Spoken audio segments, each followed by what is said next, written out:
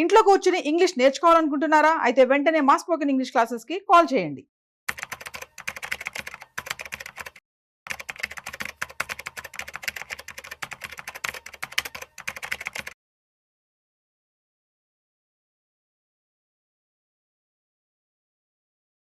Welcome to Vishnu talks. నేను మీ విష్ణు. ప్రస్తుతం నాతో పాటు NIS వంటి CRISIL certified wealth manager Revanth Chalmala ఉన్నారు. వారితో మాట్లాడదాం. నమస్తే రేవంత్. నమస్తే అండి. రేవంత్, ఈ బడ్జెట్ లో ఈ ట్యాక్స్ స్లాబ్ రేట్లకు సంబంధించి ఏదైనా మార్పులు చేర్పులు ఉంటే బాగుండంటూ కూడా ప్రతి ఒక్కరూ ఆలోచిస్తున్నారు. మరి ఎటువంటి మార్పులు చేర్పులు ఉంటే అందరికీ ఈ బడ్జెట్ సంతృప్తికరంగా ఉంటుంది అంటారు?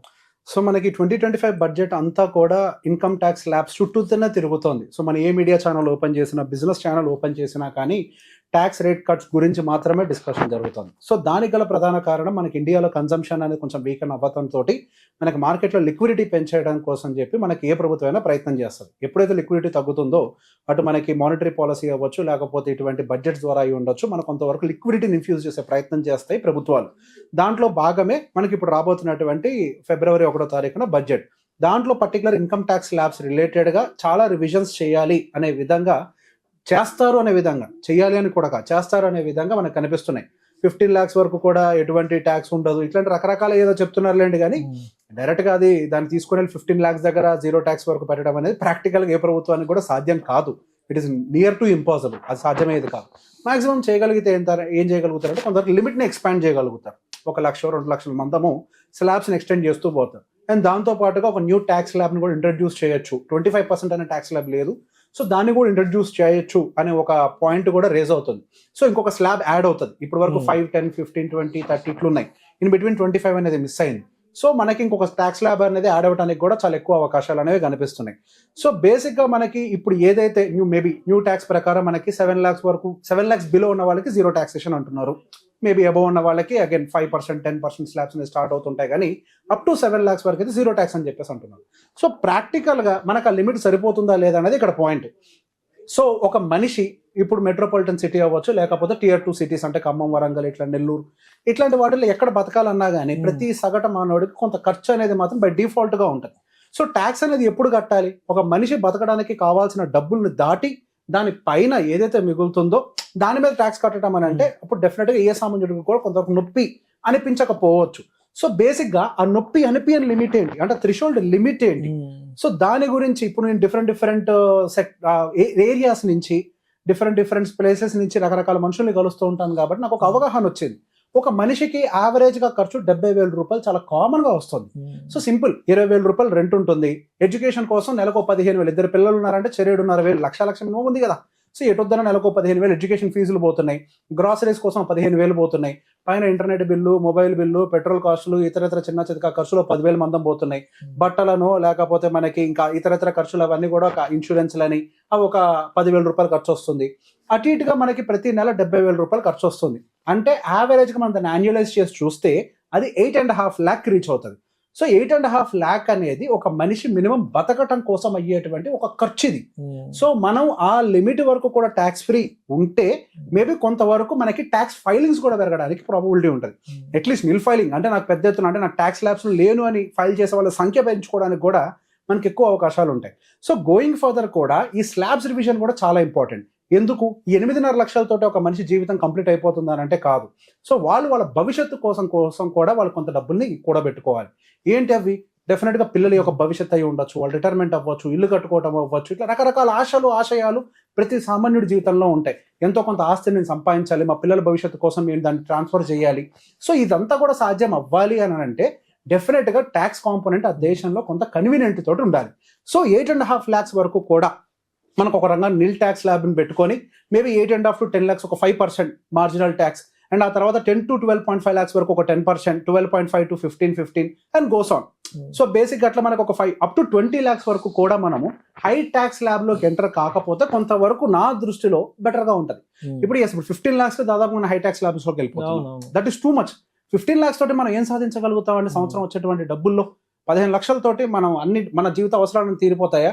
ఇప్పుడు నేను చెప్పిన వాటిల్లో జనాలకు కావాల్సిన మినిమం అదర్ రిక్వైర్మెంట్స్ లేవు. పిల్లల్ని బయటికి తీసుకెళ్ళటం, పిల్లలకు కావాల్సిన ఎక్స్ట్రా యాక్టివిటీస్ అయి ఉండొచ్చు, డాన్స్ క్లాస్లో అవ్వచ్చు, రెస్టారెంట్కి వెళ్ళటం అవ్వచ్చు, సినిమాలకు వెళ్ళటం అవ్వచ్చు, లేకపోతే ఇంకేదైనా కొత్త ఐటమ్స్ కొనటం అవ్వచ్చు, ఏసీలు, ఫ్రిడ్జ్లు, కార్లు, బైకులు, ఇవన్నీ ఇంక్లూడ్ చేయకుండానే 70,000 రూపాయల ఖర్చు ఒక సామాన్యుడికి వస్తున్నప్పుడు 15 lakhs హై ట్యాక్స్ ల్యాబ్ లో పెట్టేస్తే ఒక సామాన్యుడు ఎట్లా బతకగలుగుతాడు?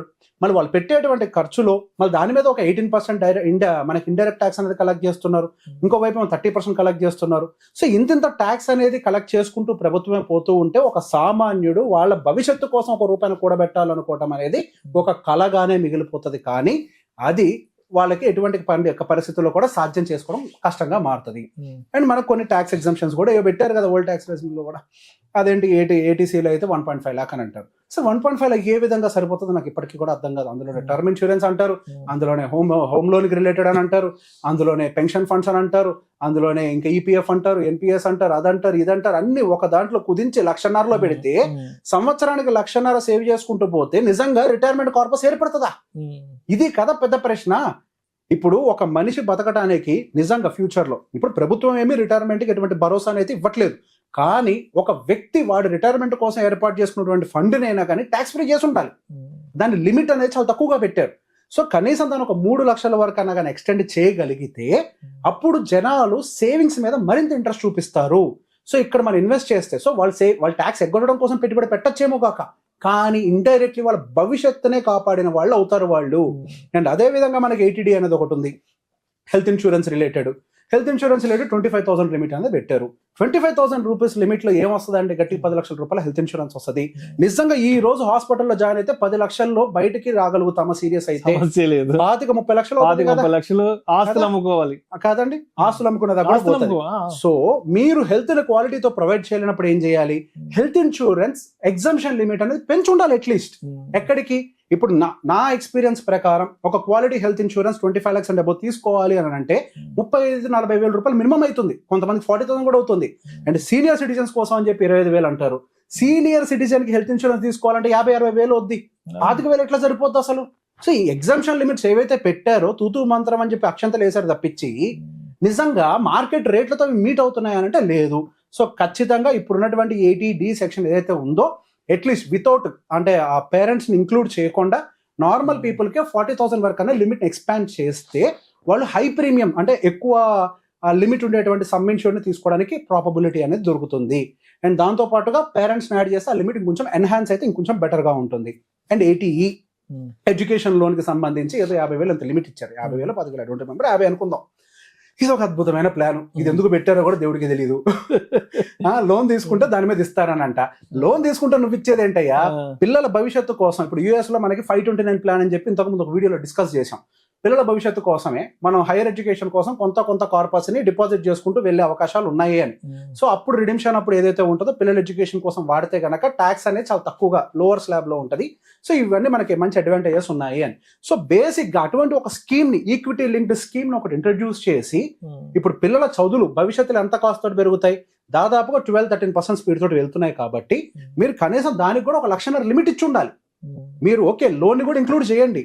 దాంతో పాటుగా ఒక children education savings fund introduce చేసి దాన్ని ఇంక్లూడ్ చేసి ఉంటే which can deliver good returns.